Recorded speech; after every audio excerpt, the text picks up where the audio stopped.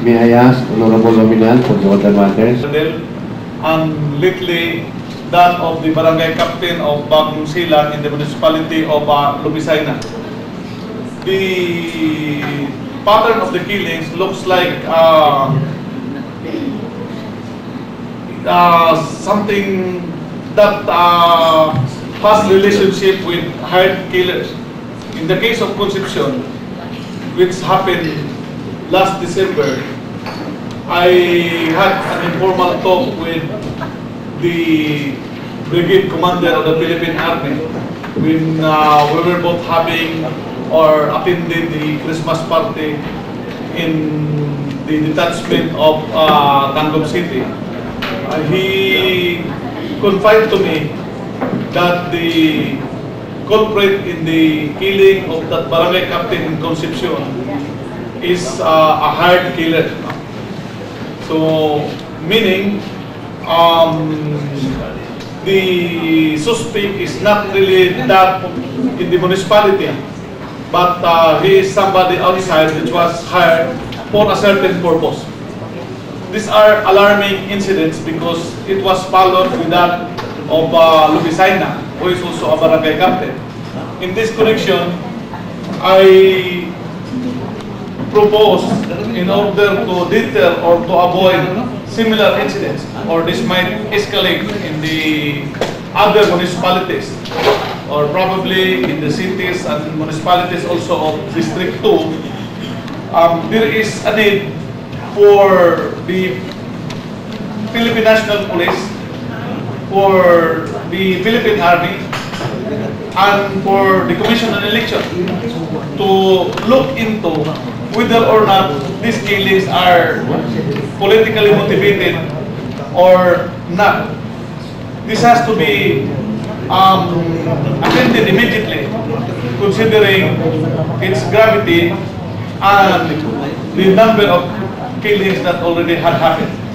In this connection, I move that a resolution will be adopted requesting the Philippine National Police, the Commission on Elections, the Philippine Army to conduct a thorough investigation on the killings that I had cited earlier, and to inform this august body as soon as possible the result of the investigation, so that this august body, in one way or another, in aid of legislation, can also pass its appropriate measures on what has to be done at the given situation. In this connection, I move that such resolution be adopted on first, second, third, and final reading, waiving the pertinent rules of this august body. And that copy of that resolution be furnished to the PNP Chief Manila, the Regional Director of the Philippine National Police, Cagayan de Oro, and the Police Director of the Province of Misamis Occidental.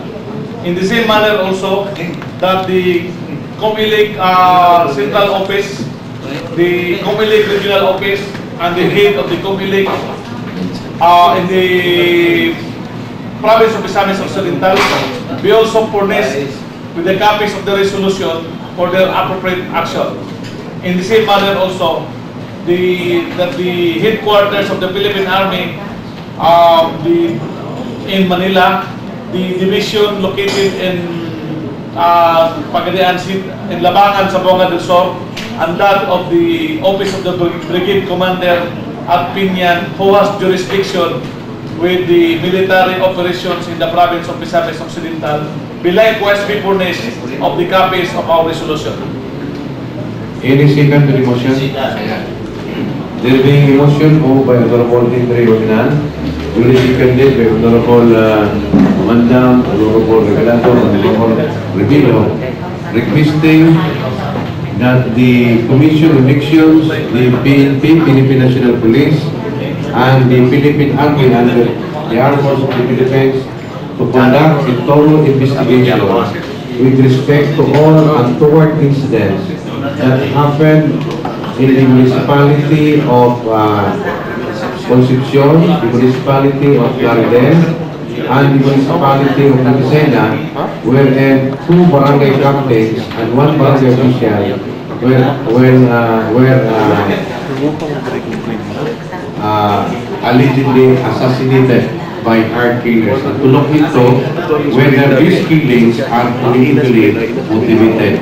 Requesting all witnesses that these august bodies will be informed accordingly in order that appropriate measures in individual situations can be made by this officer. Any comments, remarks? There being none, the motion is to be approved in the first, second, third, and final reading, leaving the Secretary to this august body. Any other subject matter? There being none,